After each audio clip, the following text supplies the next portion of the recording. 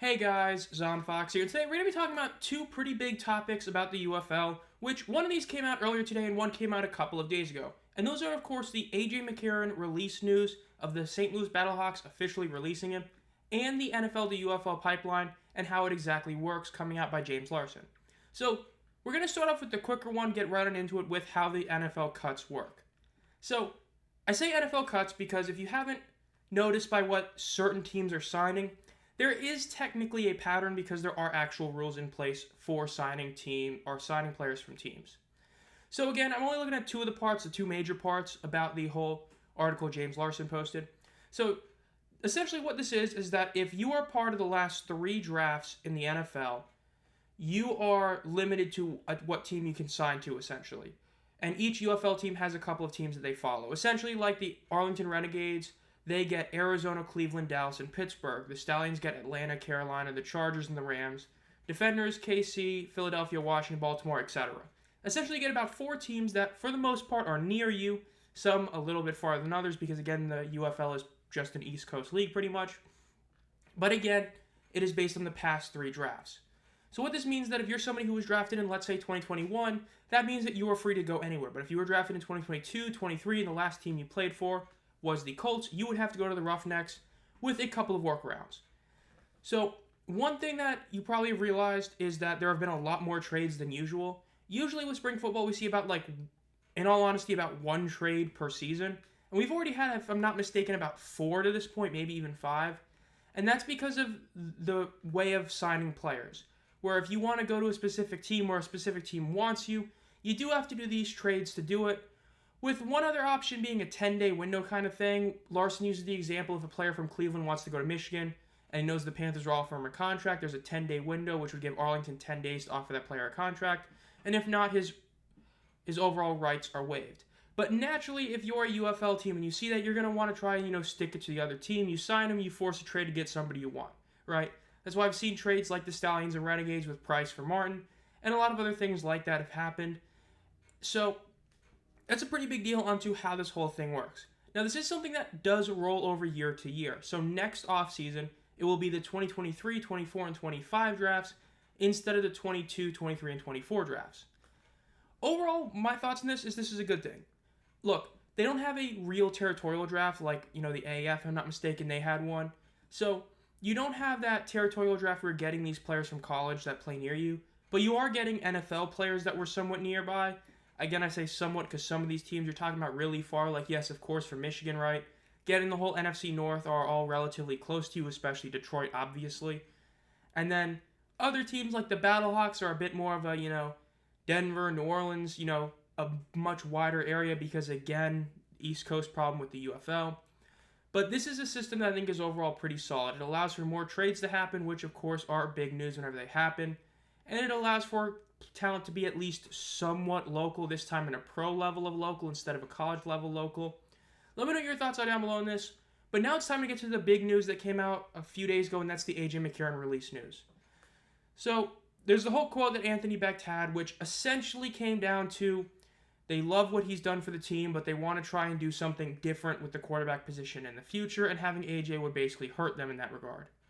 Now, AJ McCarron, whenever that came out, talked about stuff, not really being told the best way, and he talked about it earlier today. If you're watching this on the 18th when this video came out, he did talk about this whole thing earlier today, which we'll get to in a little bit. So, very shocking. I mean, nobody saw this move coming. Everybody was hoping he would return and didn't know if he was, and now it's all but confirmed that yes, he is going to be back as long as the team will have him, which I'll talk about in a little bit. So again, very controversial move, but I get what he's coming from because of this. The St. Louis Battlehawks, in the 2 years AJ McCarron has been their quarterback, 2023 and 2024, they have essentially been the same team in a lot of ways. They, both years, ended up finishing 7-3, despite McCarron not playing a full season, but most of the season. They finished 7-3. Historically, they could not win the games that mattered most. In 2023 in the XFL, they had issues against the DC Defenders, and they lost that crucial game in Week 9 against the Dragons, which is what inevitably cost them a playoff spot. This past season in 2024, they lost the big game to Birmingham. They lost the game early on to the Panthers, who ended up being what many would say was the second best team in the league last year. And they lost to the Brahmas in the playoff game when it really mattered. They had their one loss when Manny Wilkins was starting. Don't really count that. But those other 3 losses ended up all being really their 3 biggest tests. Michigan, Birmingham, and the Brahmas in the playoffs. And very similar to 2023, their 3 biggest tests were the Week 9 Dragons game, because that's the one that mattered the most, and the 2 Defenders games, which they lost. So they really were the same team. They lost the games that mattered most, right? They won that Week 10 game against the Brahmas with a major asterisk being just how injured the Brahmas offense was. The Brahmas offense gets healthier, and when you know it, the Brahmas absolutely slapped the hell out of the Battlehawks in the playoff game. The final score does not indicate just how one-sided that game was. The Brahmas dominated, easily won it. So, in all honesty, I'm not fully against losing McCarron. I will say this, however. If you're going to keep Gradkowski as the OC, then I'm against this. At least, I would say I am. Look, McCarron had an issue where he would take a lot of checkdowns, wouldn't throw the ball downfield as much as possible. But me and a lot of other people blame that on the OC. So, if they want to do a change at OC as well, I do get this. But if you're going to bring up the same coaching staff, I don't get it. But here's the facts. The facts are the Battlehawks offense got better talent-wise from 2023 to 2024. Yet McCarron's stats across the board went down. Yes, the one exception was interceptions. He did throw 2 less. He played 1 less game, blah, blah, blah. He threw less interceptions. But despite that, his passer rating went down, and his passing yards went down. His percentage went down. His yards per pass went down. Every stat went down aside interceptions, despite the fact that he got better receivers. He added all UFL level talent. Not guys who were all league players, but guys who had that talent. Yet his stats went down. Yet the team remained the same. They couldn't win the games that mattered most. So in that regard, I do understand wanting to do something differently. Now, the Battlehawks are in a very interesting position. As of now, if I'm not mistaken, they do not have a single quarterback signed. They have not re-signed either Manny Wilkins or, I'm blanking on his name, the former Roughnecks quarterback that I did in the AAF. I'm totally blanking on his name. They have not re-signed either of them yet. So, there's a lot of questions. Are they going to get somebody completely new? The Defenders recently signed Emory Jones. The Panthers have been bringing back their guys. But again, if the Battlehawks revamp the offensive coaching staff and then get a new quarterback, I'm not fully against this move. If they bring back the same OC, then I'm against this move. That's how I genuinely view it.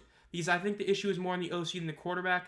But if you're going to bring back the OC, you're essentially blaming McCarron for their offense not being as good as they were last year, which I think is crazy. Now, what does that leave for AJ? Now, he talked about it earlier today, like I talked about. He was on the show earlier today, and, well, he said he wants to come back with a vengeance and wants to face him twice. He wants to return. He was going to return is basically what it sounded like, and now he's pissed off. To me, there are 2 teams he could go to. Birmingham, DC. I know what some people are going to say. DC just signed Emory Jones. What about that one? I'm a Cincinnati Bearcats fan. I've talked about it. I've watched him play. AJ McCarron, I'd rather have a quarterback, obviously. Look, AJ McCarron would be an automatic upgrade over Jordan Ta'amu, and you bring back Amos Smith. Even if Smith is only like 70% of what he was, 70% of what he was is still a top 5 running back in the league. So, if you bring that combo back to a team that really had a better record than they should have had, you're talking about a team that can be a legit contender. So, even with the somewhat questionable coaching calls that were made during the season, I think that AJ McCarron to the Defenders would be a great upgrade. Again, DC is the main rival to the Battlehawks. I know the Brahmas are a huge rival as well, but if you were to ask Battlehawks fans, they'd probably say DC is the biggest rival. So him going there would be a total FU to the Battlehawks and their organization, and would provide 2 incredible matchups. Now, Birmingham, obvious. The Alabama quarterback going to Birmingham. The best attendance game the Stallions had was when they played the Battlehawks with AJ McCarron at QB. Him returning would be huge. Yes, there's questions about what about Corral and Martinez? Do they stay in the NFL? If not, do they return? What about Alex Magoo, the wild card? Now, spring football-wise, if he's healthy, I would say Magoo is the best of those quarterbacks. The 1 year he played fully, he was insane. But aside from that, if he's not fully healthy, McCarron's really the best quarterback outside of Martinez. I mean, it's tough to say. Martinez is very much determined on how much do you think was... It's just weird. To me, though, I think he would fit really well there. I think that odds are Martinez probably doesn't return. He's probably going to stick on the practice squad. So then it becomes Corral, McCarron, or Magoo. And I would rank him Magoo the best if he's fully healthy, then McCarron, and then Corral. All three are still incredible and better than most other quarterbacks, but still. But again, the attendance aspect could be huge for the league as well. Now, why do I not see him to any other team? Arlington, if they can bring back Perez, they're bringing back Perez over McCarron any day of the week. One of them knows the system. One of them won him a championship. One of them was what many people actually think was MVP caliber last year, despite being on a losing team. I mean, Perez was the second best quarterback in the league last year. And in my opinion, he was one of only two elite quarterbacks. Him and Martinez were the two elite quarterbacks last year. McCarron was the best non-elite. Perez is better. You're bringing him back any day of the week over McCarron. The Brahmas. Weird one. I could see it work. To me, though, I feel like the Kellen Mond signing is that sort of hometown signing, right? So I feel like they wouldn't get McCarron for that reason, to see what they have in Mond, a guy that was a higher round draft pick. So I could see it. I just don't think it'll happen. Michigan, I don't see it. Michigan basically sticking with the QBs they've had. Michigan has gotten better year after year with Mike Nolan. I expect that to be the same thing this upcoming year. I just don't see it fitting. And the Showboats, they're a wild card, man. The Showboats, we really don't know exactly what that team's going to be. Would he sign there? I mean, maybe, but with the offensive line the way it was, and him wanting to face the Battlehawks twice, that's kind of why I lead to Birmingham and to DC. DC plays them twice. Birmingham is the hometown story. So if he returns, I think it's going to be to one of those two teams. But overall, that'll do it. Let me know what you guys think down below. Again, what are your thoughts on him leaving the Battlehawks? Or let me rephrase that. The Battlehawks leaving him, essentially. Do you agree with me? Do you think that it is a understandable move if they replace the OC and try to do a new offense? What are your thoughts overall on that? Again, how about the UFL or the NFL to UFL pipeline coming out the way it is? If you've enjoyed this video, make sure to subscribe and hit the bell. Again, we're less than 100 subscribers away from 1,000, where we are doing a giveaway with a championship rally towel and 5 boxes of spring football cards. And as always, guys, have a great night.